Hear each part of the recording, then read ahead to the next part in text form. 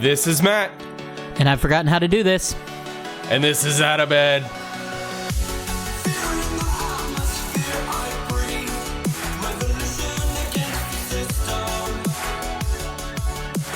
Hello, everybody, and welcome to Out of Bed. This is the podcast where myself, Topher, I didn't say that in the intro because I've forgotten how to do this because we have not been here in 2 months, have we, co-host? It's been a while. I've retired since the last episode that we recorded. Retired from, like, your job or, like, life or parenthood? I'm moving to Florida. It was a long lapse in between episodes. Do you want to say why? Wait, have you actually moved to Florida already without telling us? Yes. I just came up here for this. Do you have, like, a lot of, like, freaking flyer miles? Like, yeah. Oh, yeah, pretty okay. much. Yeah. Cool. I live in Florida now. So why the hell haven't we done this? And it's been 2 months. For the guests, it's only been or for the listeners, it's only been like a week. But for us, it'll have been 2 months since we recorded last time. Yeah. If you're listening to this, there will be no lapse. But if you look at photos of the podcast, you'll notice like I had like short hair, t-shirt and shorts, and now like I'm all bundled up because it's 25 degrees outside. I know, yeah. So time has passed, and life is fleeting. So it was your fault. Why was it my fault? Tell me why it was my fault. Go for it. Say it. Say the words. You fell down and broke your leg. Yeah, so I did break my leg. We'll talk about that in another episode, because it's a whole story, and I've kind of perfected the story at this point. Like it's down to like a really good elevator pitch, but that's funny because he uses the elevator. It is. Thank you, Aaron. It is funny because our house is weird and has an elevator, and I use the elevator in our house to get up and down. Aaron and I wanted to do the podcast with you to find out what got you out of bed, and nothing really got you out of bed over the last 2 months. Yeah, nothing got me out of bed because I could not get out of bed or move, and it was really annoying. But now I can hobble and I can limp. And I can do those things well enough to be sitting here with you now and recording another episode of Out of Bed. Welcome back. Thank you very much. It's very exciting to be back. And what do we do on this podcast? Oh gosh, I forgot how to do this. So on this podcast, we talk to our friends, and we talk to other random people who we just happen to meet through different channels about, what they're passionate about, what they enjoy doing in life, what they enjoy about life, and that's pretty much the gist of it. Did I cover it? You nailed it. If you were doing another elevator speech, yeah, perfect. I think that would have worked. Do you think I could have done that in the time it takes me to use the elevator from the second floor to the first floor of the house? Possibly. It took forever for you to get up here. It is a very slow elevator. Anyway, we have other people sitting here, and we are probably annoying them by not looking at them at all. So on looking completely mystified at us. On the count of three, we're gonna stare at our guest. 1, 2, good radio. 3. Please don't. Hey, this is our guest. What's your name, guest? Hello, my name's Katherine Mosco Depfer. Do you like that? So if you may remember that that second part of that last name Yes. from a previous episode with our friend Jimmy, who is sitting next to his wife, who is Katherine. Hey, that's me. And he looks as just excited as ever. I can't really tell if smile. yeah, look at that smile. It's beautiful. I can't tell if it's like his smiles all kind of look like nervous and excited and I think he's happy excited. all at the same time, and a little confused all at the same time. That's how I feel. He's a truly understanding human being. He spent an hour and a half with us sitting down here doing this, And he now loved he's gonna primarily watch it go down for another hour plus. Yeah. She has and not. I have not heard. She has his not heard his podcast. episode. Yeah. Which is why they're still married. Yes. So- And I'm nervous I'm because just- I heard he did an incredible job, and now I'm here, and I'm. Oh, he did a great job, and I think you're going to do a great job too. Thank you. He spent 3/4 of it talking about you. Oh, I know. no. It was really gross, He's honestly. so perfect. They just high-fived and held hands, and I'm gonna vomit. You're welcome. On second thought, I'll just take another drink. So, Katherine, Yes. what gets you? Here we go. I haven't even asked the question yet. So sorry. What gets you out of bed? Oh my gosh. Just in a one-liner? That's all I'm gonna say. Then you have to talk for an hour and a half.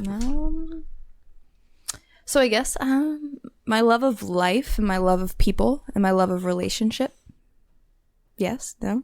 That's Yeah, good. sure. That's a good. So No that's- judgment zone. Okay. No, so that's where we're starting. I genuinely enjoy loving other people as perfectly as I can in specific relationships. So whether it's my husband, whether it's my brother who's in the room as well. Yep, Phillip is behind He's here, us. my twin brother. Say hi, Phil. Say hi very loudly. Close. Say it louder. Hello. Oh, there we go. We caught it. It picked it up really well. Yeah, it did. It's my friends from middle school, aka you. Yeah. That's how we know each other. Whether it's people I just met, acquaintances, someone walking down the street, family members. So in whatever relationship or experience I'm in, I think it's really important to just love people where they are and to provide something that maybe they don't have. So is that hardwired into you, or do you have to work on that? a little bit of both. I think I've always been an extrovert, but more filled with love than other people I've met or kind of interacted with. And I think it's necessary if you are filled with either joy or love or compassion to try to give that to other people. Can't give something you don't have. So I like to try to give it for free. That is nice. That's It's a really positive outlook. Like, that's pretty much the way Jimmy framed it. Like, Wait, you when he spoke about that? yeah, like positive light that you bring to the world and how you see the best in people. Thank you. I don't think I'm inventing what didn't happen in that conversation. Right? I think that's Right? that's accurate. I think I that was listened it. to you just a little bit. Those were things he said. I often, We but talked the, about hockey. no, he didn't. Yeah, all we did was talk about hockey. Aaron wishes all we did was talk about hockey. But Jimmy does love hockey, so but the thing is, like you said, do you have to like work on that? And I think Jimmy is a constant reminder of that you do because he's very hard to love. I mean that he often reminds me like you need to be more gentle, which I think is incredible because that's something I strive to be. But it's nice to be married to someone that constantly reminds me of how important it is to be authentic and to love others. So you mentioned doing like that philosophy of loving others. It's going to look different for for different people. So what does that look like for you and Jimmy? Like, how do you love Jimmy? Like, what does that look like for you? Recently, we moved to Boston. I'm attending Harvard. I'm getting my master's in education, and it Is this your first master's degree? No.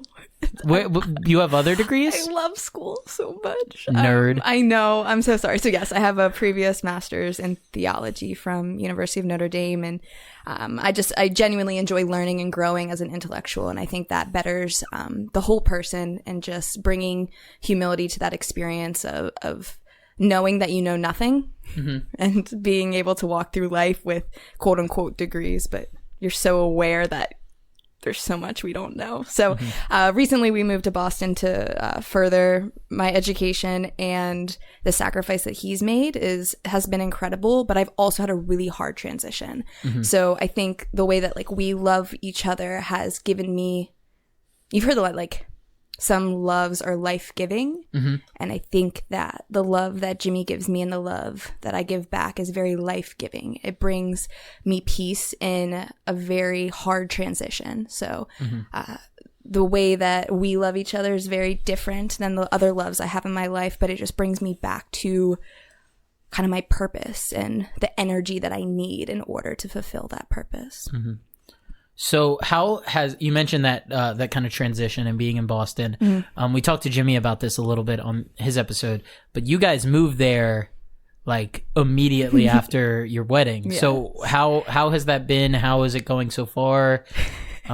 So when I'm meeting people for this, so you move cities, you make new friends, and it's always like, oh, like getting to know you, and I'm always like, oh, my husband, and they're like, oh my gosh, how long have you been married? And I'm like, well, like 2 months. And like, oh, how did you meet? I'm like, well, 10 months ago. How did you meet? Seriously, just right 10 months ago? Okay, no, I'm sorry. We were only dating for 10 months before we got married. And for some people, that's like, whoa, that's crazy. So that spurs into how long, like, what is happening? So we we met actually in this house in 2016. That's true. You did. I forgot it was like so in we're the back, house. and I told him this is our first time back together. Yeah, together since we met here. That's not true. Wait, when were we here? You went on a double date with Frankie. And I, Oh and we yes. came back Okay. here Okay. and So we've been watched- on one. We date, watched yes. videos of a guy eating. Oh my lots gosh, of I remember food. that. That was such a disaster. We So can yes. edit that part out, and we can just keep it to this really sweet story. Oh, that's so sweet! You guys are back for the first time ever since meeting.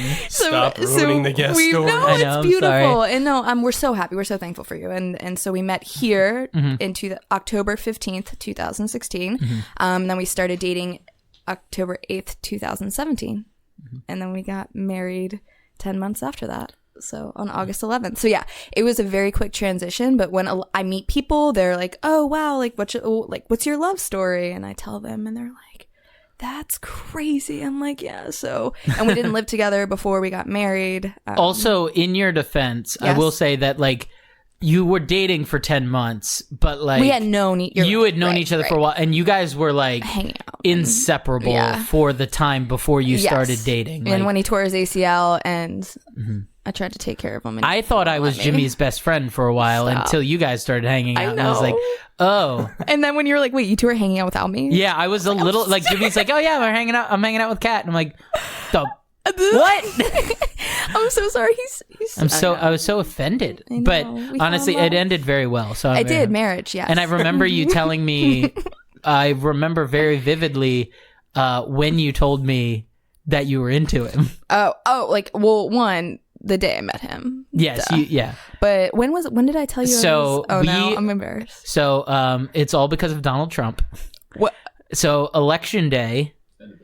Phil just said edit that. On election day, we ran into each other We did. Oh my gosh, in Pasadena. in Pasadena because I was too lazy to actually change my address Yep. and say that I live in Baltimore now. So And me technically, too. yes, exactly. And We both lived in went Fed home. Hill. Yes, and we So both went home. We had to go to Northeast High School, yeah. to vote. And we ran into each other, and you were like, "Oh, let's get sushi." That's And we failed at getting sushi, but we ended up at another bar. And I remember I was like, "So you and Jimmy are hanging out a lot," and your exact words were, "I'm in love with him." oops. It's true. It was very true, and I was so blunt. yeah. Oh my gosh, it was Don't Know. We went to Don't Know. Yeah, we went to Don't Know. I remember that. Oh, and I got drunk at like 3 p.m. Were you drunk? Okay, edit that one out. That was bad. We don't need to tell anyone that. That you were drunk? Yeah, well, yeah, I'm sorry. You left, and I was like, It was. Oh, that's right. Yeah, I did leave, and you were just like, "I'm just gonna stay here and keep you're going to drinking about my I'm a religion feelings for teacher. Jimmy." Yeah. So then, yes. So we got And then When we do a started preview for this show, as in general, we should have the part where she says, "Oh my god, edit that out." As like, Please edit that out. I was thinking you were gonna say we should have the part where she says, "I was drunk." at 3 yelling p.m. I was drunk at 3 p.m. That sounds great. Cut to Katherine taking a sip of her Bud Light. Love a good old Bud Light. We really need to be better to our guests about what beer we provide them. You guys gave me options. That's true, we You did. gave That's me right. options. You went from Natty Bow to this, right? And she went from what was it Telltale Heart IPA to Natty Bow. So she's So Beast Light is next. yeah. absolutely. So next she'll be drinking water. Facts. Baltimore City Water. So That's called Natty Bow. So you're a professional student. Okay. No, but I do love to learn, and I like to think of all people as lifelong learners. And if you don't consider yourself a lifelong learner, then you're gonna hit some roadblocks and not understand maybe your call in life. And not understand maybe your call in life just because of Right. that roadblock potentially that you can hit. But I just really love to learn. I love education, and I was a teacher for 5 years, so I think that influences a lot of my life philosophy. So you were a teacher and then you went to Notre Dame? So I was a teacher, and I did my summers at Notre Dame. Okay. So my first degree started in 2014, and all the way through 2017, I spent the entire summer at Notre Dame studying.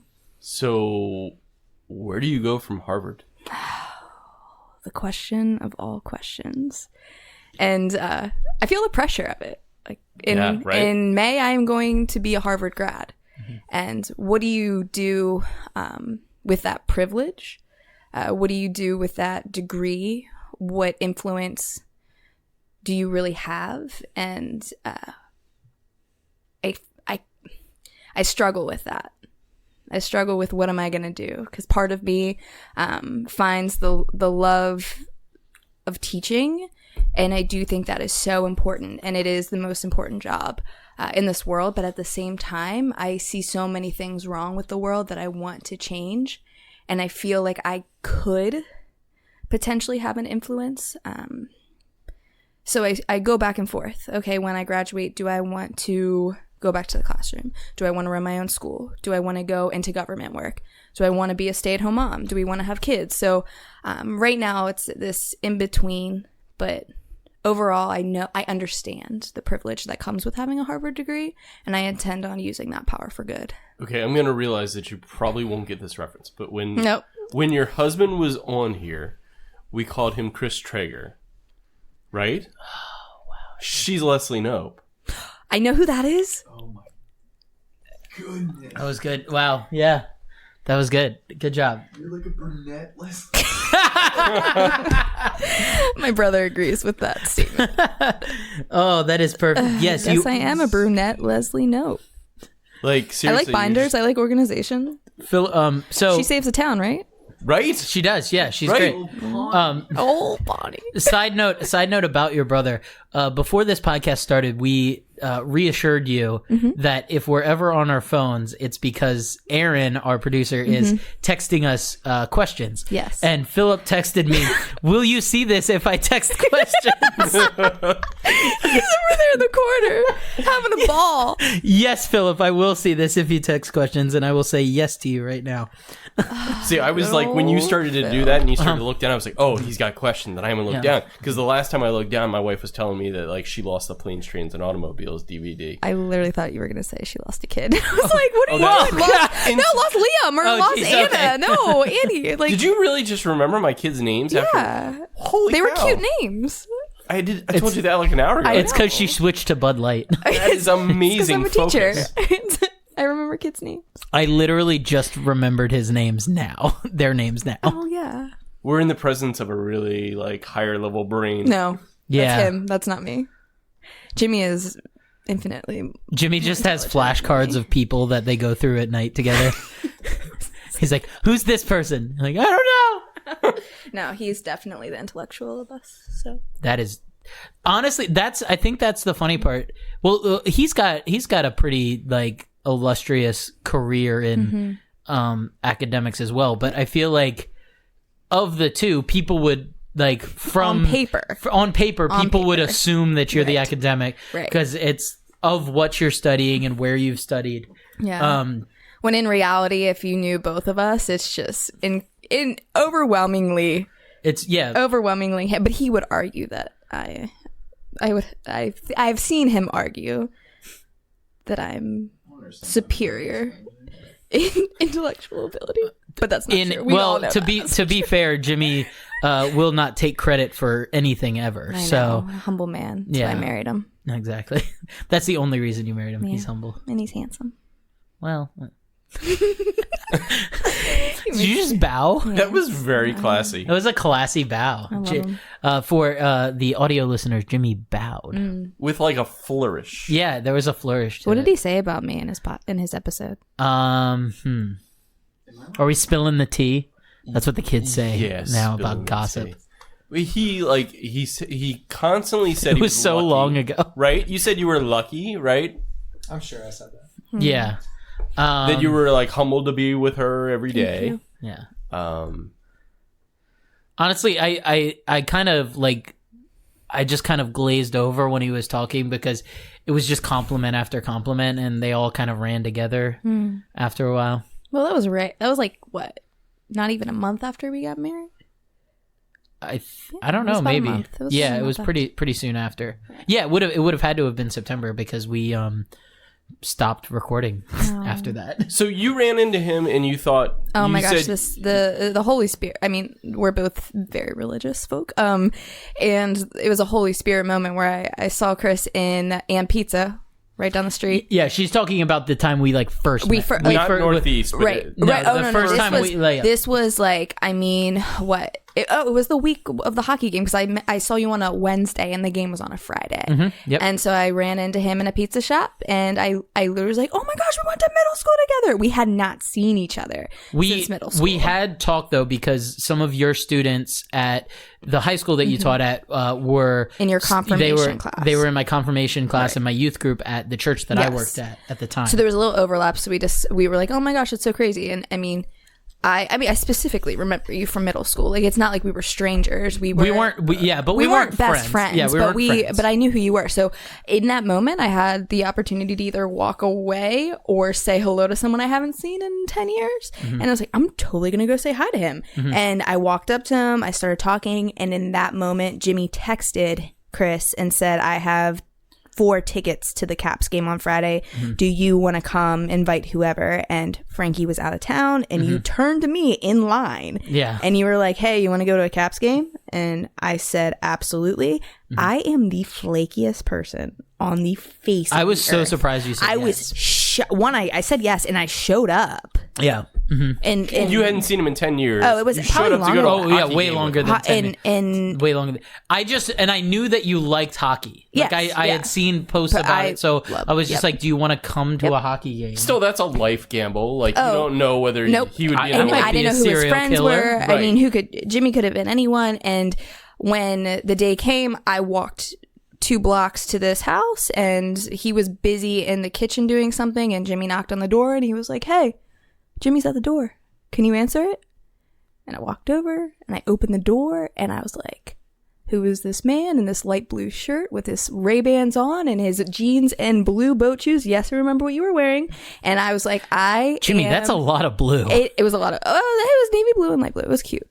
He knows how We're to like dress. angels singing. It was one of those moments. It was like an epiphany moment. I was like, I am gonna marry this guy. And I specifically remember it. And it's crazy. Like, I knew in that moment, I was like, I'm gonna marry him. And people say that they have like that aha moment. And I had that aha moment. I also remember, and we can cut this out if you want to. On the car ride back, we talked about your ex, didn't we? No, I was dating someone. You were, at the yeah, time. weird. Yeah, Well, it I wasn't say an ex because he's Oh, your yeah. ex now. Oh, yeah, yeah. But he wasn't then. Yeah. So no, yeah, I mean, you know, everyone's cordial. What? We might have to cut that one out. So yeah, and my parents tonight at dinner were like, Jimmy, like, what was your first impression? And he didn't say anything. And I was like, Mom, Dad, you have to give him some room. I mean, like, I was dating someone at the time, and Jimmy's like, yep, she was dating someone. Like, that was it. That's the type of guy you are. Like, you're not gonna His brain shut off. Yeah, you're not gonna make. I hope not. Love you. But yeah, he was just like, she was dating someone. Like, that's off limits. Blah blah blah. And I broke up with the guy I was dating a week after Jimmy and I met Because you were in love with Jimmy. I knew. So you go to a hockey game, and the Caps games are loud as hell. Yes. How We the didn't heck do speak. you talk? I was sitting in between them. And Chris was sitting in between us. We did not say a word to pictures. each other. We did not say a word to each other. And even like to this day, that wasn't like a date. It was, I went to a hockey game with a friend and I brought a friend and like, it was not weird at all. So how did it, like, at what moment did you go, let's eliminate the third wheel and the fourth wheel and make it like this? I reached out to him Awesome. like within the week. Within the week I reached out. I messaged him on Facebook. I was hanging out with him to see if I could set him up with a friend, and That didn't work. I immediately was like, I really like him. I can't do that. Mine. So you were like, you were just tossing that out to like get to the heart of the matter. Yeah, I was kind of like, I was feeling it out. I was like, okay, what's he into? What's he like? What's his interest? Like, what's his personality like? Oh, wait. I love him. That's super aggressive. Were you like? I am a super aggressive person. I am. I'm so sorry. But he liked it. I mean, Jimmy and I talked about that was like, is she while crazy? you guys were friends. I think he was like, I was like, I think she likes you, and he was like, I think she likes me too. Yeah, she shows up a lot. Like, hey. But I never made it. I never made like any drastic moves. I never told him I liked him until we started dating. I never like I never like tried kissing you or anything, or I was very like cordial. I was like, I'm just gonna hang out with him. And then it took a year of friendship and me then just being like, all right, you're an idiot, I love you. And then we started dating from that conversation. So a whole year of you just biding your time? Yeah, but then he moved back to DC and we like lost touch for a while. So Yeah. You were determined though. Holy cow. Yeah. And when St. Lawrence was open, like the new grounds were broken, or like the new parish opened, I just drove by and I was like, hey, can you show me around? And they asked if I wanted to start volunteering, and then we started spending a lot of time together again, and God brought us back together doing things that we loved, which was just working within the church. And Is that like the place that they built on the polka field or whatever? Yes, they did. Yeah. So St. Lawrence Park. Yeah, Blobbs Park. St. Lawrence is the church that I used to work at, and that's how I met Jimmy, was him volunteering and just showing up and being like, I want to do everything. And I was like, oh, okay, all right, and weirdo. Then, when I saw him, I was like, yeah, hey, I want to. And then Catherine got there, and then I left. Yeah, I was like, okay, bye. And the two of them took over and took youth ministry by storm. Yep, we did. And then we left. Also, I have a note here from Phillip. Katherine isn't smooth at all. There's no way she did this smoothly or cordial or laid back. You are so right. The way we started dating is I legitimately walked up to him and I was like, why aren't you smiling? And he was like, what? And I was like, you look sad. And he was like, what? I just had a bad day. And I was like, well, I love you. Don't have a bad day. He's like, what the hell? And I was like, I love you. And that's how, and that like led to a conversation. Like, that's not smooth, but. No, not at all. I mean, I think what the hell is what I said when you told me you loved him. Oh, yeah. As well. Yeah. So. It's pretty wild, but my brother is very right. It worked out. Yeah, it did. I mean, I think everybody involved obviously knew that you were interested. Yes. Jimmy just had to come around. But we knew Jimmy was interested too, but Jimmy didn't know he was interested, I don't think. You were so right. It took a while for him to catch up to everybody else. I swear to God, I wouldn't want to play poker with him. Like, do you want to comment? Like, do you have anything to say right now? I'm trying to let you have. I have an episode. Yeah. He's sitting here. He's just smiling, looking at me. But he's heard all of us before. And I mean, he was there. So just so you know, when it's his episode, you get to text Chris. Oh my gosh. Yeah. Feel free to talk so much trash about Phillip. That was, we are so different. That's true. So for everybody that doesn't know, Katherine and Phillip are actually twins. And they have probably, I think, the most adorable dynamic I've seen that isn't on television. Thank you. Thanks. Yeah, he's we have completely different lifestyles, different life outlooks. People don't even know we're related. We don't look alike. So yeah, it's interesting. And the fact that we were born and raised together is a whole nother ball game. That would be an interesting episode. Same background, same upbringing. Yeah. Different results. We have talked about like bringing people back for like second episodes that would be like more casual and just like hanging out, kind of talking. I feel like your second episode will bring on Phillip. But I do want to have Phillip for his own episode though, because he's the most interesting man. He seems honestly from he's the most interesting few conversations I've had with him, I'm like, what do you are you? When people are like, what does your brother do? I'm like, you tell me. I think something with oil. Maybe, land. Mineral rights. What? Yeah, no, I don't know. We'll save that for Phillip's episode. I'm trying to wrap my head around Yeah, this. no, What? like he works for the oil industry. So, But doesn't. Yeah. Speaking of your brother, I think from what I've seen of your relationship with your brother, and I think just what I know about you, we've talked about like how you love Jimmy. How do you love your family? What does that look like? The old in-laws. My relationship with my family is incredible. We're really lucky. We always kind of like get around at holidays and we laugh about how like normal, quote unquote, and we use that in quotes. Like we all kind of sit around and say like in quote, like we are like normal. And that's the thing. They're really just.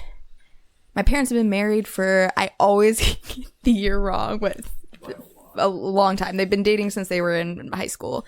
And then they got married after college. And so having parents who have been together that long has been really influential, I guess, on my outlook on life. And they raised us to be very loving individuals as well. So I definitely attribute my outlook, which is very different than my brother's, which is so crazy, but both of us have this genuine approach at life. And though our genuine nature is very different, we continue to like push towards our best selves, though our selves are very different. And I think that my parents formed me into this super like go-getter.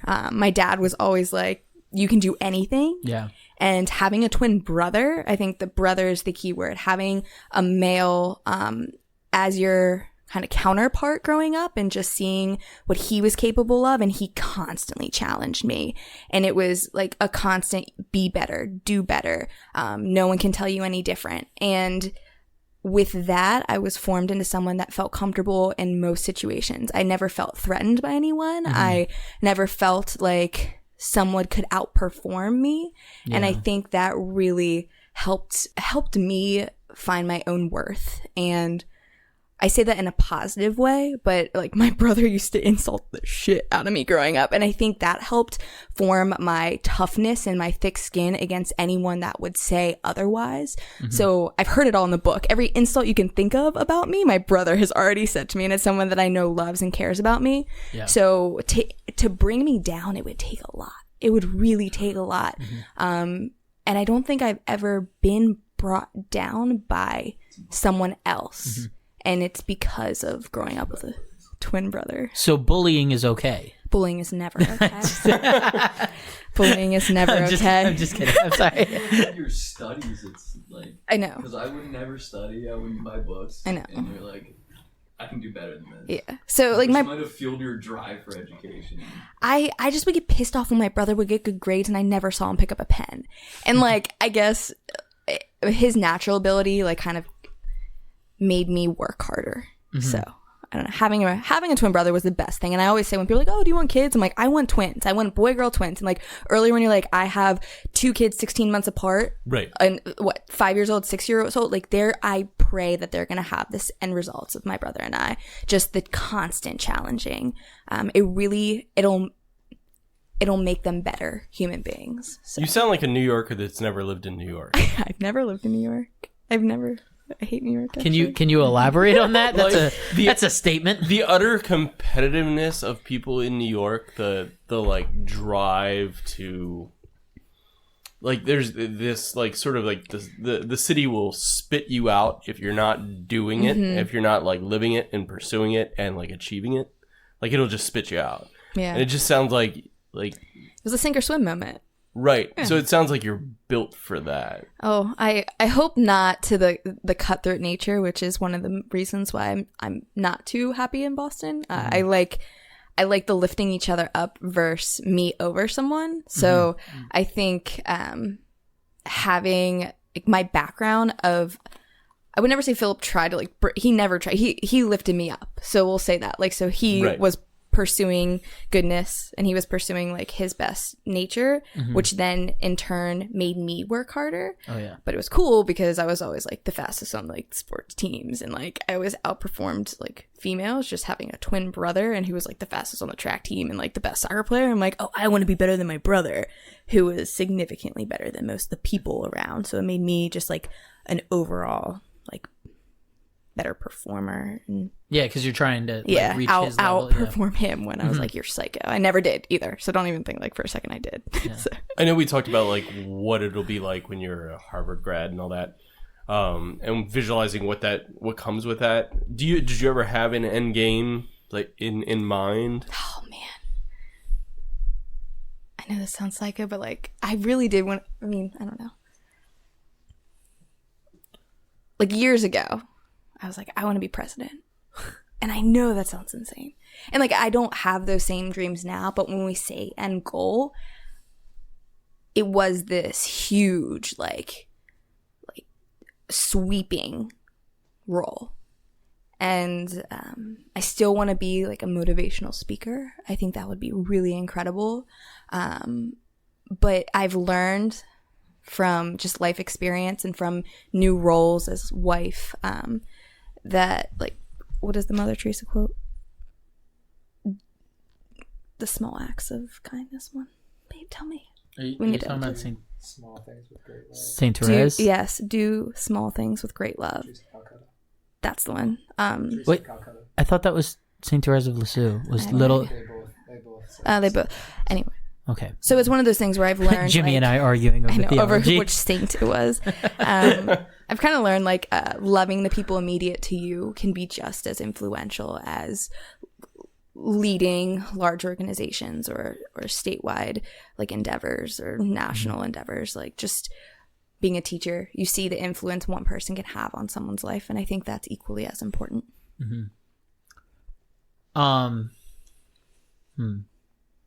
I'm trying to transition. No, I'm just I'm at the same point where when I was listening to Jimmy a couple months ago, where it was this, all right, I'm kind of all right, what do I do with myself now? Because that's a really good thing about something like this, where we have these conversations where we just we find sources of inspiration in what we're hearing. And so, part of me is all right, I kind of got to get my act together, listening to, because at a certain point, it's oh yeah, you get moving, Thanks. Just do good. Imagine growing up with her. My brother just said, imagine growing up with her. The last 5 minutes of this podcast will just be his resentment toward you. I think it's because my family's always hey, you gonna go back to school? I'm I'm not. No, I'm not gonna go back to school. But that's I don't like the school system. That's your thing, and that's good. I know, but I do appreciate my brother because he can see the flaws, and that's why there are many people who are fuck this. Oh, I said F word. Oh, you did. You used your F bomb. And I'm sorry. She said she wasn't going to use her one F bomb. It was my brother's words, not mine.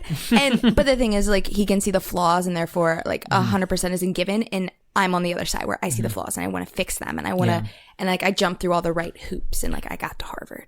And it's just one of those moments where, okay, now what I do? I need to go back and mend those holes in the education system. So. Yeah. Also, if anybody looked at Phillip and saw his ponytail and twirly mustache, they'd be like, "Oh yeah, of course he has conspiracy theories about the education system." His hair is down to his waist. No, I would no, I know. There are flaws, and there are definitely flaws. So yeah, I look at him and I'm and we're back.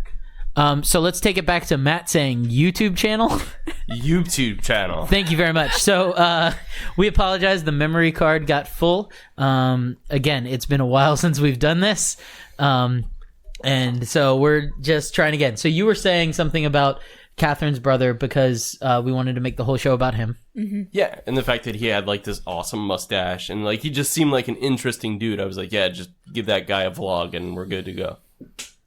That's where you can make all your money, but never have As long to. as I'm not working 9 to 5, I'm good to go. Again, if you looked at him, you'd be like, "Oh yeah, that's the guy in the room that hates 9 to 5 jobs." That's the guy that wrote on his first grade essay "I don't want to work at a desk." Oh, poor guy. You made him sound like Ralph Wiggum. That's what I assume all first graders sound like. Just Ralph Wiggum. To be fair, until about a month ago, I sounded like Ralph Wiggum. So I still think I sound like him. Speaking of Phil, can you give me a beer, please? Thank you very much. That was mine out of my hand. You're welcome. If we're doing these references, I'm very much a ASMR. Tom Haverford of the. Oh yeah, totally. I totally see Tom Haverford. Can I be your John Ralphio? Yes. Wait, hold on. We need to talk about something real quick because this also ties into elections because we talked at election day. I had a Twitter conversation with the actor that plays John Ralphio, Ben Schwartz, one of my favorite comedians. Save it for the leg podcast. Oh no, I'm gonna say it right now. We'll have plenty to talk about on the leg podcast, but. Apparently on election day, because liberals are very desperate to have young people vote, you can just tweet at any liberal and say, "I voted," and they'll just have a Twitter conversation with you because they all tweeted a bunch of comedians and actors and musicians were like, "If you voted, tweet a picture of your sticker and I'll talk to you. And I was like, okay, that's great. So I tweeted a picture of my sticker, which happened to be on my boot for my broken leg. And John Ralphio, Ben Schwartz, was like, how'd you do it? And then him and I just shared a bunch of Simpsons gifs back and forth. And then I complimented him and told him how much I loved his work. And he went, cool, whatever. And then that was it. It was amazing. And I absolutely loved it. I love anytime I get to interact with anybody that I consider a celebrity on any social media platform, it's like the best part of my day. Yeah, that's true. It's mostly pro wrestlers. So anytime it's anybody that's not a pro wrestler, I'm like, ooh, my friends might care about this one. They don't care if I talk to like Millie McKenzie from Progress Wrestling in the UK, but they all know who Ben Schwartz is. When we had the technical difficulties 2 minutes ago, I didn't know which way we were going, but now we're talking about British ladies wrestling. Yes, if you feel free to look up Millie McKenzie on YouTube. She's like 19 years old and she just destroys people.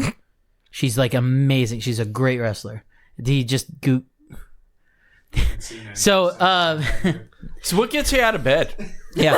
But before we get to what gets her out of bed, I just do want to explain that small exchange that just happened. So you don't watch anything, right? Nothing. Like no. I just finished the Office series for the first time ever, and it was like Evident by the fact that you called it the Office series. I'm so embarrassed. UK or US? The US. Okay, yeah. Yeah, no, it was really good. Yeah, I don't watch TVs. Yeah. So you don't know who John Ralphio No, is? Or... I don't. So do you find it pointless, or do you? No, I really enjoy it, but I just my Are you too busy at Harvard? No, I'm just trying my best. It's on Parks and Rec, not The Office. I have never seen Parks and Rec, and I am. Have you seen The Office? Yes, You've kind of seen Parks and Rec. that's what I've been told. But I mean, great show, same show. I'm gonna give it its Unpopular own opinion, Parks and energy. Rec is better. So I've heard too. So we're Yeah. gonna see what happens. But yeah, no, I don't. That's fair. No, that's I like it. I am entertained by TV and movies. Your brain just doesn't haven't have seen time a for lot. it. Yeah. It just doesn't really do anything for me. I think it's interesting seeing other people's like base of knowledge. Like we grow up with a base of knowledge. Like I have reference points for life that Matt doesn't have and that you don't have, or you might have reference points for life that we don't have. And I think for a lot of us, those reference points are pop culture. For some people, those reference points are sports. Some of them it's education. So I think it really depends. But I think it's weird that we get this kind of like judgmental attitude when it comes to pop culture. Like, you haven't seen this? That's why I felt with The Office for so long. Well, To be fair, I was that's wrong. a I know. fair point because you and should have seen The Office. I should have, and I'm so happy that I finished the series finally. when we were talking briefly before the show, you said, I don't get movie references. And I was like, oh, I got nothing. Yeah, that's all he This is. is going to be a bad conversation. He's just a walking movie That's reference. so funny. And that thing is, and Jimmy knows every line from every movie and every show he's ever watched. And I will say, he'll look at me and say, this is a movie reference. I'm like, go ahead. And he'll have to say it. And I'm like, I take it in, I absorb it, but I can give nothing back. And I'm like, I'm so sorry. But Seinfeld is the most quoted by him. And I haven't seen, I couldn't tell you a single episode of Seinfeld I've seen. It's overrated. Well, he loves it. How dare you? Jimmy, He's coming oh gosh. I've never seen Jimmy look at me more aggressively than he did just now. I will So- help. I will help. I can't. The two old people in the room just like, all right, I'm going to attack you. Yeah. I mean, Matt's old too, but he understands. I wasn't dumb enough to say it out loud. Oh, so you agree with me that Seinfeld's overrated? No. But I can't remember movie quotes. That's fair. No, that's fair. So what do you use as reference points? Yeah, what are your reference Oh points my in gosh, life? in life. Is it like disco music? That's my fiance. Frankie's all disco music. I And can't, musicals. lyrics. I don't do any of pop culture. It's so bad. But I also don't. I don't know what my reference. But you're into hockey? Use like I do like hockey, but use like your own personal. And that's the thing, I was gonna say my it's always, relationships. remember- It's very- remember when this happened. Remember when it's you did very this. and the things that's what I was So gonna real go to. human interaction. Real is my reference. Yeah, I Ew. don't have that. Ew. I don't have any of Well, that. ew, gross. It's so strange. Like I'll always think of like certain times with certain like relationships and people. My reference points are always like places, college, high school, like my friends from that phase or that group of life period.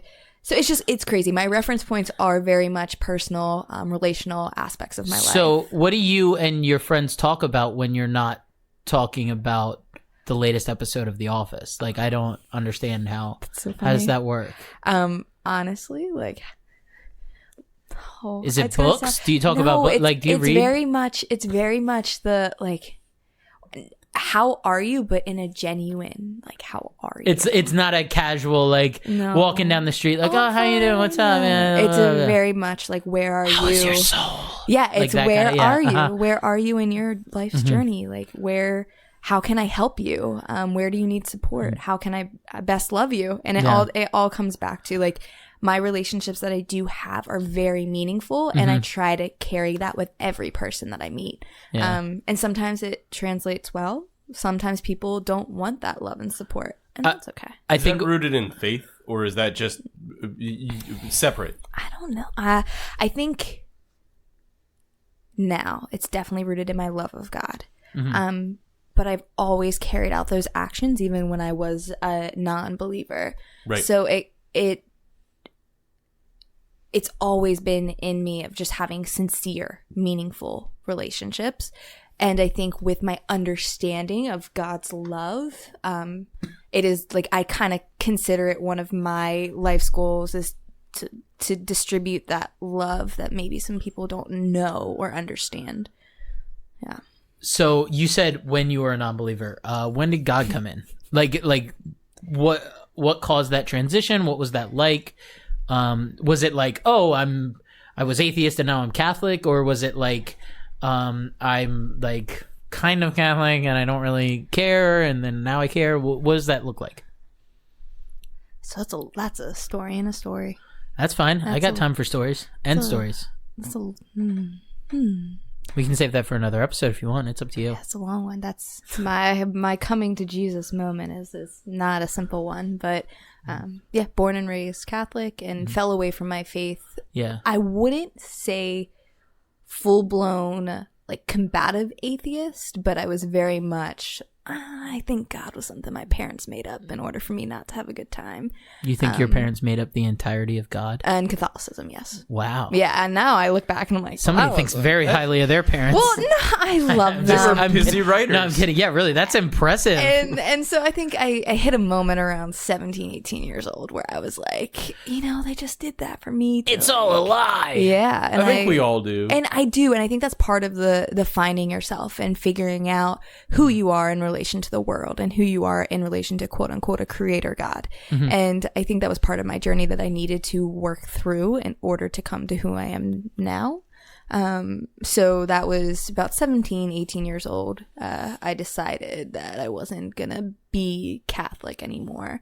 And again, I always had this a deep love of people, and I do consider it a deep love of God, even if I didn't want to acknowledge that. Yeah. And that carried me through some really difficult times in college with the actions that I was kind of like going through the motions of life without this central core belief in God. And I think finally around 22 again, another podcast, another story, but I had this moment where I'm like, oh, aha. And I understood. And I think that came along with teaching. Came along with my love of students and my love of learning. And the role of teacher really hit me as an influencer and a role model. And the fact that my idea of a role model brought about, it was a faith-filled person. And that shaped my relationship with God. And it also, I was hired as a religion teacher. And again, that's like a whole nother story for another day. But it's like, hey, get your act together. You're going to do this. Yes, absolutely. And so it's very important to me to now. And I've been very faith-filled for about 5.5, 6 years now. So yeah, my love of God is definitely central of my life now, and it has been for the last 5 or 6 years. So you were talking about your brother, and like, this is a terrible transition, so sorry. You're fine. But like, I was like curious, do you like have like things where you can sense like your brother around? Oh, we got some great stories. We have some stories. So I don't like should I do the high school, the what? No, some of these things are just. Oh yeah, no. There's a few that I'm going through. The first is the high school. I'm just gonna tell that one, and then I'm gonna tell Tiny Bubs, because Tiny Bubs is like insane. So these are both two really quick stories. I but, love this. Go. Oh my gosh! So we've had a lot of cool twin things happen, and like small things where it could be like a party or like Or like the first time because we went to 2 different colleges. It's true. So we went to 2 different colleges, and then Phillip transferred to Duquesne. And the first time we saw each other after our first long break, we were wearing the Exact same thing. And we're like, that's so embarrassing. Yeah, and we're like, that's so we wear the same thing all the time. We'll be in public, and I can sense when he like walks in a space or a room, I'll just be like, oh, Phillip's here. And it's just we could be anywhere in public, and she can just say, she calls Brup. me bruh, and I will hear that no matter how loud. it's crazy. I'll just be like, oh, brup. And it's a Baltimore very Marathon. Oh yeah, there was Thousands thousands of of people at the Baltimore Marathon at the finish line, and I saw him, and I'm like, I'm 5'1", I'm very short, and Phillip is 6 foot. 5'11" maybe, I don't know, you're around 6 foot with your heels, and it's just this huge height difference, and I was jumping through the crowd trying to like find him, and I was like, oh, I see him, but like I would jump back down, I'm like, I can't see him, and I'll be like, so I jumped up, I was like, brup, and he like turned around, and there had to be, I mean, we were at least probably What is that noise? It's BRUB.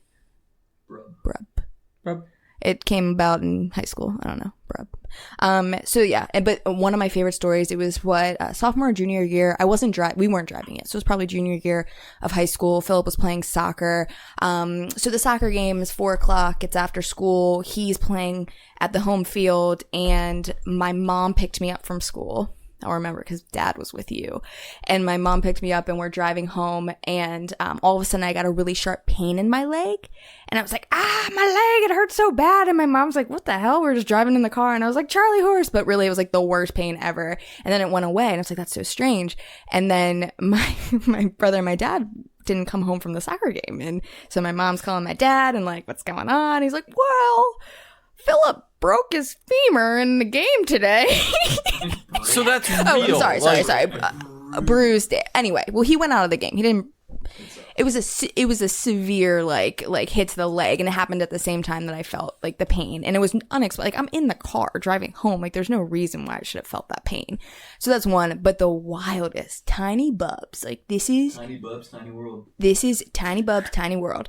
So we got twin speak going on right now. I love this. I don't know his real name, but he goes by Tiny. That's his Tiny Bubs. Tiny Bubs. We're both friends on Facebook with this guy. So yeah, Tiny Bubs. I lived in Baltimore. My friend from Pittsburgh was playing rugby in Baltimore. Mm-hmm. He's like, come to my game. I hadn't seen my friend in a while. So I go to his rugby game in Baltimore around noon. And after the game, he comes over, gives me a hug. I meet his teammates, and one of the teammates' name was Tiny. And Tiny had a shaved head, little guy. He was probably my height. Sorry, Tiny, if you listen to this. And he just any old guy. So I meet him, nice to meet you. He's talking about facial hair. And I'm like, my brother has the best handlebar mustache. He's like, you have to show me a picture. I've been trying, like, growing a mustache, or he loved facial hair, whatever. So I show him a picture of my brother at noon in Baltimore, Saturday afternoon. And this team was from Pittsburgh. My brother lives in Pittsburgh. So they get on the bus. They drive 4 hours back to Pittsburgh from Baltimore. They decide to go out that night. They're out on South Side. And, oh no. And so they're at this bar, a hole in the wall bar. Like, I mean, like smoking in the bar still. What was it called? Topies? Copies. Okay. This podcast is sponsored by Topies. Right? So they're at this hole in the wall bar after a 4-hour bus ride back from Baltimore. And he's playing pool. And he turns around and he sees people playing darts. And he's like, look at that handlebar mustache. And he goes, that guy looks familiar. And this is about 9 p.m. on a Saturday. He walks up to the guy, taps him on his shoulder, and he says, hey, do you have a twin sister named Kat? And he's like, yeah, but she lives in Baltimore. And he's like, I met her earlier today. And It was my brother. It was Phil at this hole-in-the-wall bar 4 hours away. So this guy my God. met a set of twins in 2 different states within 10 hours. I mean, we can just end the podcast here. Like, there's nothing And else. we both were like, this means something. And My initial reaction was like, no, you didn't meet her. and he's like, she lives in Baltimore. And he's like, I met her earlier today. And it was That is this weird. tiny bubs. So if you get sick, do you get sick? I never get. She's the one that gets. I never get sick. Yeah, no. But we have like weird twin stuff like that. Yeah, that honestly, that's what the wildest story. That's to this day, I'm like, how did that even happen? Aaron, cue the Twilight Zone music, please. It's like the world's freaking ending. That's copyrighted. We can't use Oh yeah, we can't play that. Sorry, So we have to avoid copyright. you were raised in the Baltimore area. You go to Pittsburgh to Duquesne, is that right? And we went to Duquesne, yes. Your accent and Pittsburgh accent, did they ever meet in the middle? No, I've been told I don't have an accent. Well, Baltimore accent and Pittsburgh accents are Kind of. hilarious. And the lingo in Pittsburgh is just funny to me. I've recently been seeing a lot of people, and I tweeted about this and got one person saying, "What is that a bad thing?" But the majority of people that talk about Baltimore accents, and the joke that I made, which I doubt you can call First it of a all, you joke. just pronounced a T in Baltimore, which is wrong. Exactly. That's the thing. Is I've lived in Baltimore the past 7 years. I was born here, but the majority of people that talk about Baltimore accents and like, oh, I got a Baltimore accent, they like live in Glen Burnie and take the light rail into Camden Yards, and that's their extent of experience with Baltimore. And it bothers me to no end. So it's fine that you don't have a Pittsburgh accent. What do you Do you know anybody from Dundalk? What do you call the thing that takes you to the hospital? Oh, An ambulance. I do say ambulance. I talk like a grown ass adult. I do say ambulance, but Okay. that's and I can't say when you celebrate your year of birth. What is that? A birthday? Yeah, I can't say that. Well, Does it have what an do F you, in it? Does birthday have an F in I it for you? can't. I think when it's you more turn of a on D, what do you birthday. when you turn on the sink, what comes out? Birthday? It's I can't. I don't say the birthday. That's not actually When you- Birthday. When you turn Yeah, really. That's what I think. Like the majority of people that are talking about Baltimore accents just don't understand like English pronunciation. Turn on the sink, what comes out? Oh, water. Yeah, no Okay. water. I definitely say water. Oh I wash my hands. Ooh. I grew up in Washington D.C. no. Yeah. What about the things that little kids use to color? That I mispronounce every day. Crowns.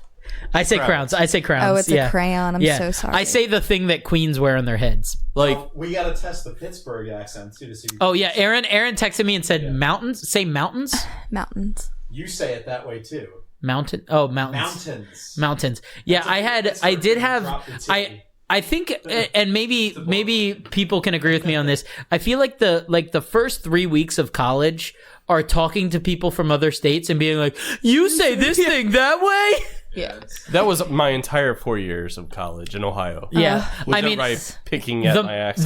the Mount has a lot of like people from New Jersey, and so I say mountains, but like they will say every single word with T's in the middle. They're like, nope, there's no T's that exist. Mittens, kittens. There is. Those are the only two. cat That's the being only too two words I loud? can think of. Mittens and kittens. There's one word. Stomping around like you. There's a word from Pittsburgh that's only from Pittsburgh. Pittsburgh. Yins. Yins, guys. Yins. That's the one. I won't say it. That's- But Philip likes to yell it whenever he gets. What are Yins guys doing? I'm like, are you serious? Gun downtown. Phillip goes out of his way. He does go Yeah. out of his Isn't way. there's a guy on YouTube that does it's like Pittsburgh Dad. Pittsburgh Dad. It's Is it- incredible. Giant Eagle. Pittsburgh accent is just YouTube Pittsburgh. Pittsburgh Dad does it so well. That's all you need to know. Gun downtown. Yeah. Yins guys. Oh, Oh, gosh. I miss Pittsburgh. Pittsburgh's a great city. I know absolutely nothing about Pittsburgh. I know that I'm supposed to hate it because I live in Baltimore. Baltimore. I know that they filmed The Dark Knight Rises there. Did I was in that? Mr. Rogers. Wait, you were in that? I mean, they go over Duquesne, and I was on campus. oh, Were you in the football scene? You're welcome. No. I was on campus for that. Yeah. I was on a walk. Nothing Did you meet makes Bane? No. Did you meet Bane? Nothing makes me more upset about that movie than the fact that Hines Ward is the only member of the Steelers to survive that the collapsing He gets field. to the end zone, he turns around, he's like, well, they're all dead. They all should have died. Kill all the Steelers. The Broncos play the Steelers this weekend, so I'm very invested now. Yeah, you're one of those guys. Yeah, I'm one of those guys that likes a team that's not in the city where he actually is born and lives in. Anyway. He has a lovely singing voice. Okay, so we had one poor Bane impression and one okay Sean Connery impression. I was going for Jimmy Stewart doing Bane. Jimmy Stewart. Oh gosh. So So, anyway. how many of those people did you know that we just 0. mentioned? It's so bad. I've never even seen The Dark Knight Rises, and it was on campus. Have you ever been in a movie theater? I have. What'd you What's see? the last movie you Yeah, saw? what's the last movie I you was just saw? trying to think of the last movie. I was in one last night. I genuinely don't know. We probably saw the same movie though. I couldn't tell you. What's the last...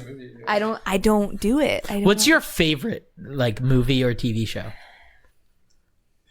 I'm so curious. This is more interesting to me than literally any conversation we've ever had on this podcast.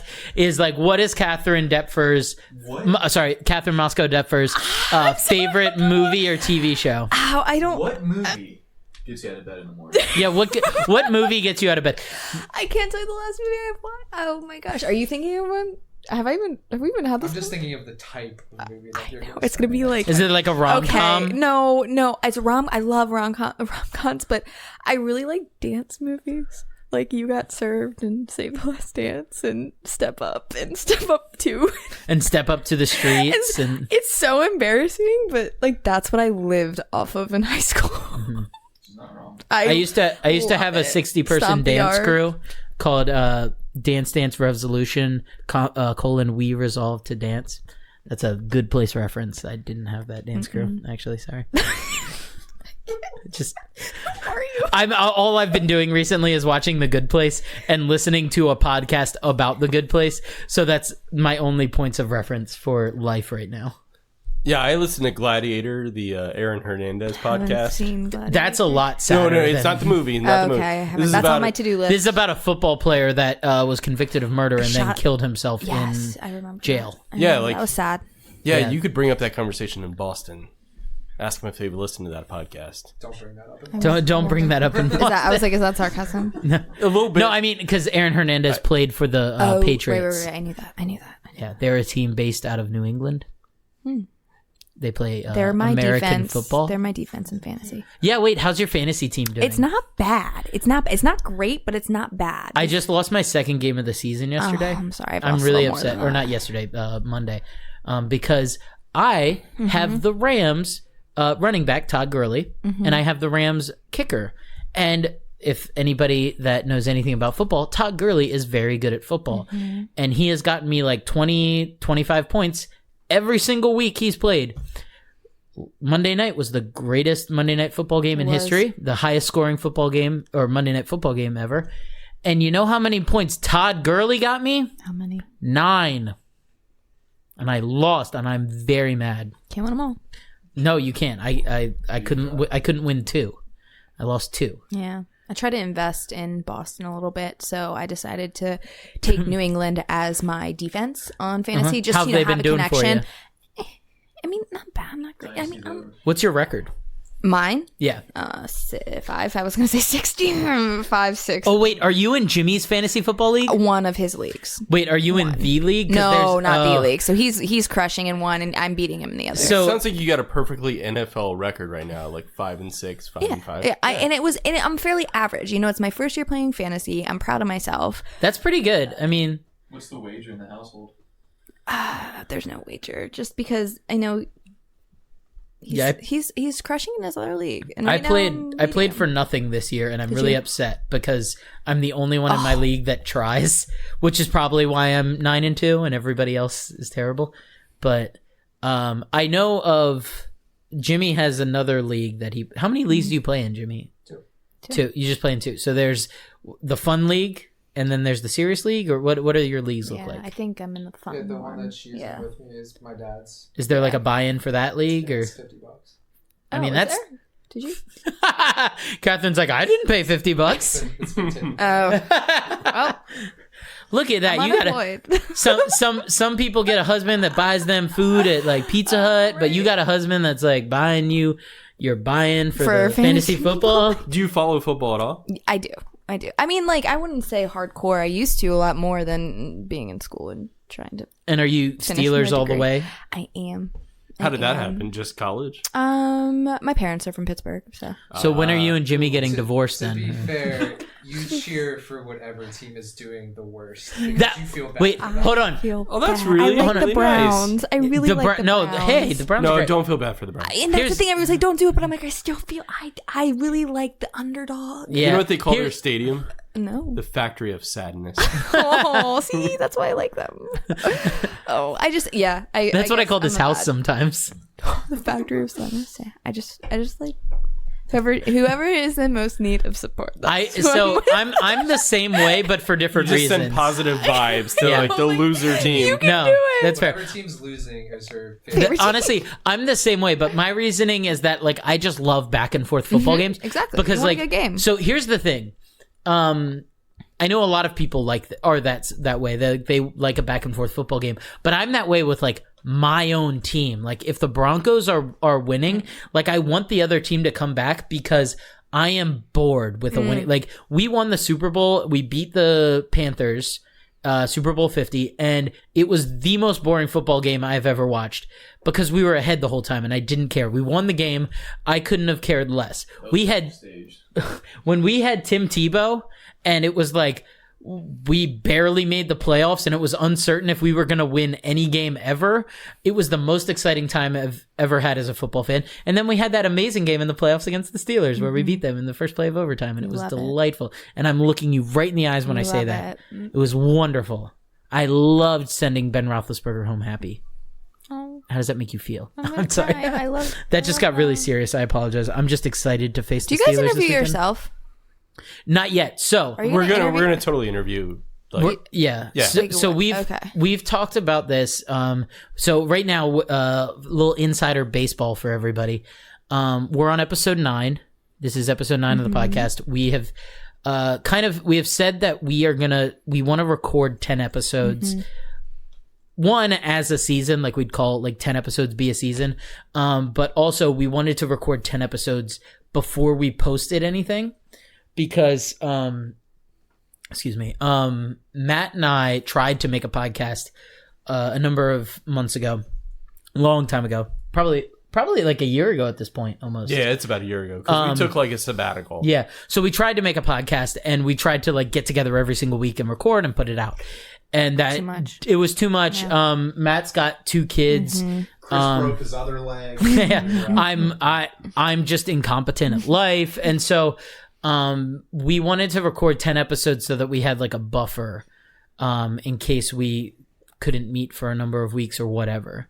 Obvious reasons. For obvious reasons, because my And he broken went leg. to improv class for a while. I was taking improv classes for a while, which I'm going to go back to in January, by the way. It didn't help. It didn't help. I'm not any funnier.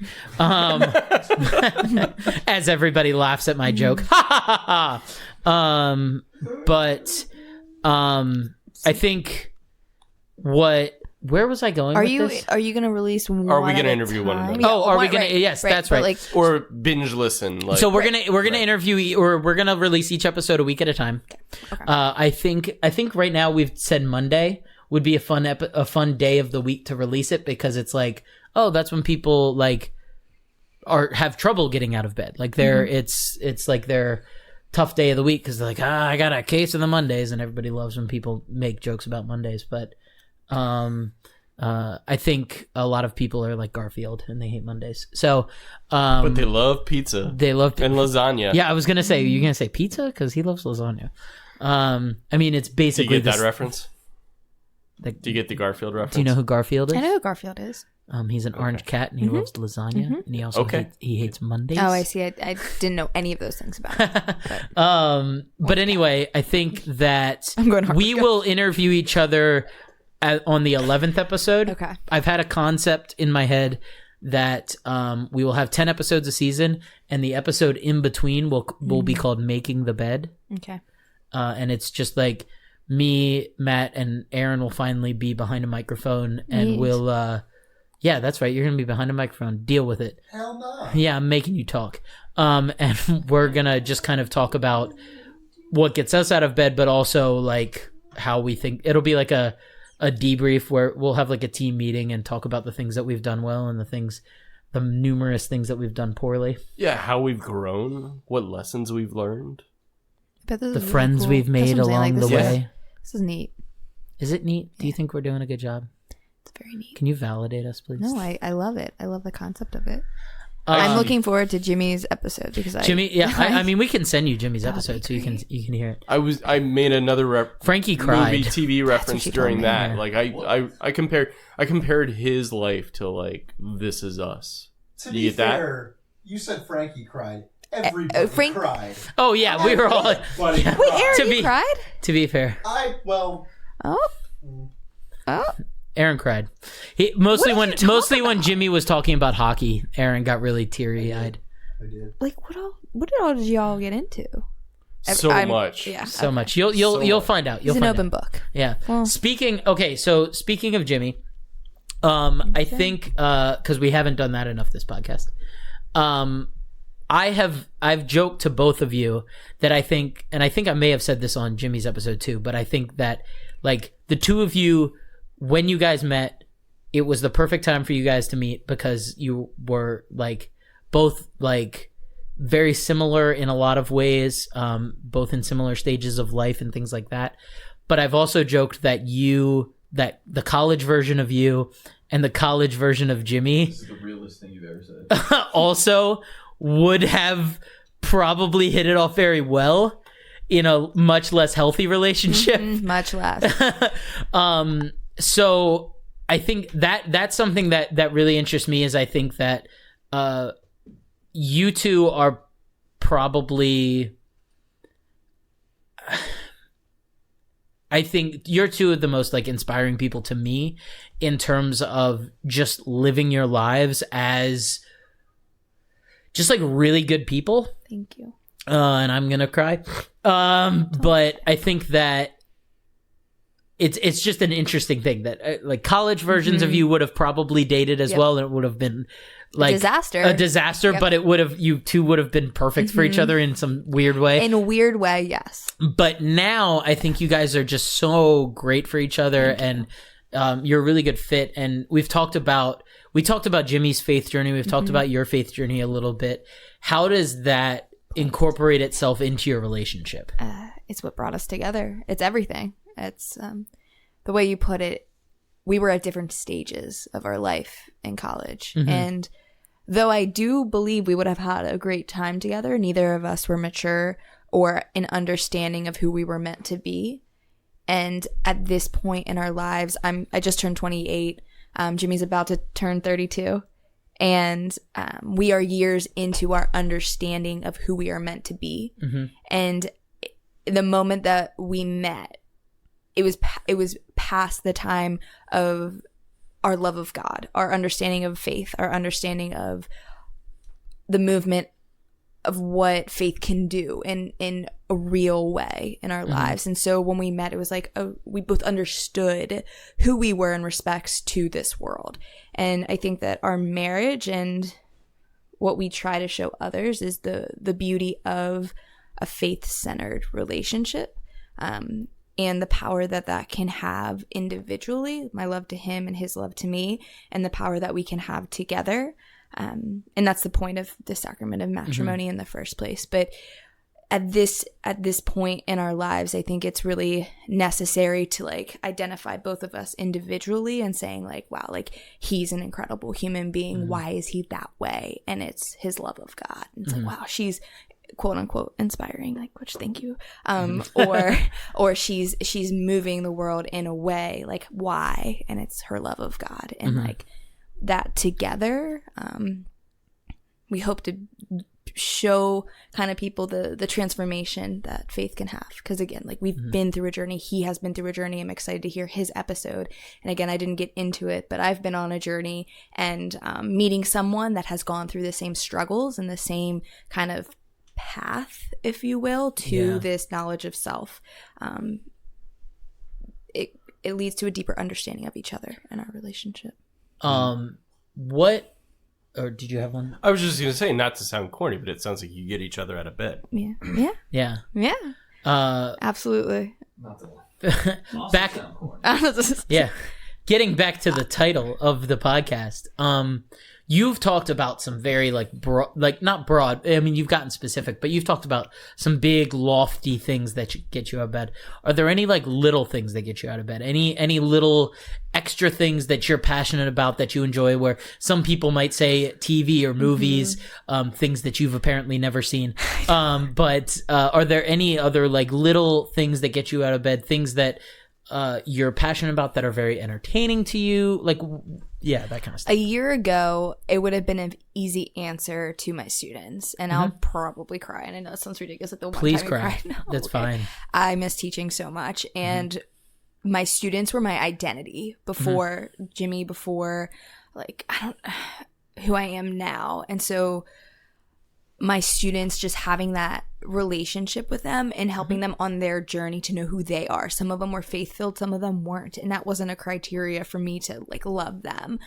But it was this very meaningful relationship of how can I best serve you? How can I best love you in order for you to be the best version of yourself? And I miss that. I miss that so much. So a year ago, I would have said like my students every single day, they get me out of bed. They drive what I do. They drive who I am. They drive what I'm passionate about. And I think that this year's been hard because there's a Bible reference, and I wish I would have known the quote, but I'm sharpening my sword. Like I'm going to school in order to refine my practices or build my knowledge base in order to be kind of like an arrow that shoots back into the world, or a sword that shoots back into the world, sharpened in order to make my mark. But it's without my students right now, and it's really hard for me. So all of the relationships I've built have formed me into the person that I am, and it's allowed me to say like I need to dream bigger, I need to go bigger, I need to educate and inform adults, I need to like make waves, I need to do more.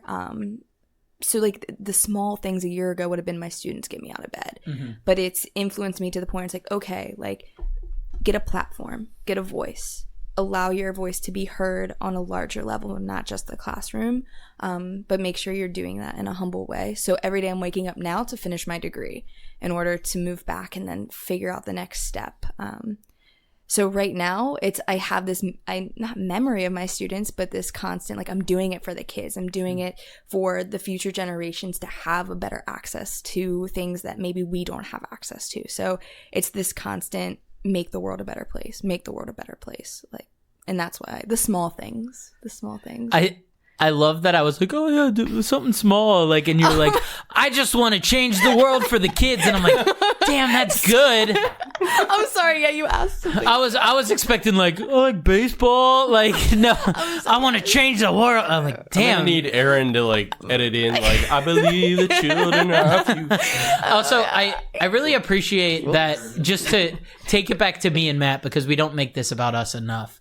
Like when Matt comes out of these podcasts, he's like, I need to go change the world. I feel energized. I'm excited. And I'm like, I helped make the podcast where they said these things. That's enough for my day.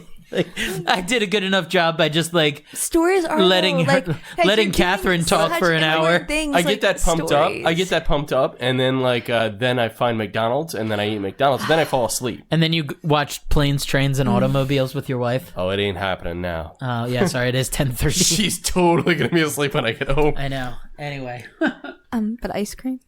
Yeah, but Catherine was Ice cream's a small thing. students, like that relationship is not confined to the classroom. Yeah. not at all. But like, It's very much outside. Like, she'll call me and be like, Phil, you gotta come in, meet my students, they know all about you, and then they want to meet you. Like, it goes And then they go and follow you on Instagram. And like, she'll be teaching at the school, and then Turns out she actually taught one of our best friends' younger sisters who we've known since she was 0 years old. Yeah. And like that's just otherworldly. Like that's spanning 15 years. Like So Kids are way more than That's just my terrible, students. yeah. Terrible. Yeah, she's 19. She's 19 now. Well, when you have children, Oh, I can't wait to have children. yeah. Then the Jimmy just got like a little smirk on his face. I can't wait. Just I saw him just like a very like solemn face to just like a little it's gonna be little like smile crept across his face. awesome. You're gonna be Drunkle Phil. It's gonna be Drunkle Phil? Could you explain the concept of Drunkle Phil to me? That's exactly what it's gonna be. Philip's gonna have There's gonna be these two orbs of light, and then Phil in the corner. he's gonna have like the baby harness thing where they like strap to the front of you. Yeah. I do. Character. That's gonna be like. So it Philip's sounds like gonna you've got be- like faceless kids in a dream. Right. Right? Is there a plan for that? When you having kids? You've only been married what, like 2 months? Like 3 months. Yeah, but Jimmy looks at his watch. We were married for 2.5 months when we found out we were pregnant. Are you serious? We got married on December 30th, and then on March 3rd we found out we were pregnant. Guys, I have Oh an my announcement for you all right now. No, I'm just kidding. Jimmy just You're pregnant. Jimmy just got so As she takes scared. another sip of her beer. I know, right? No, we're not. Definitely not. We're not pregnant, but we want kids. Although you're We're. insane enough to actually do it during Harvard. I know. My parents are like, please don't, just finish your degree, like, and then next stage. And I'm like, I can do it all. Wow. So before I have to hobble to the bathroom, wow, this has been great. You guys have been great. I've I genuinely can't emphasize enough that stories change the world, and this is what you guys do. You gather stories, and you change the world. Like that's the most important Thank thing. you.